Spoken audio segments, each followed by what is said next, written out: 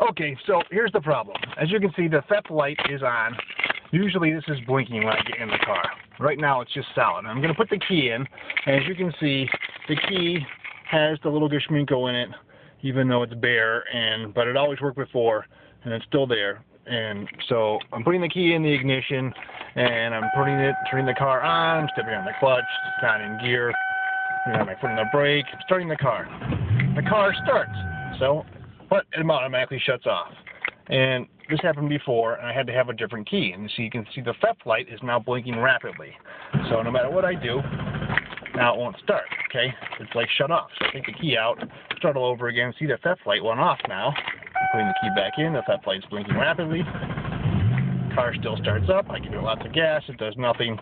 Take the key out, alright, and I tried this before I get out of the car, and shut the door, and the theft light goes off, right?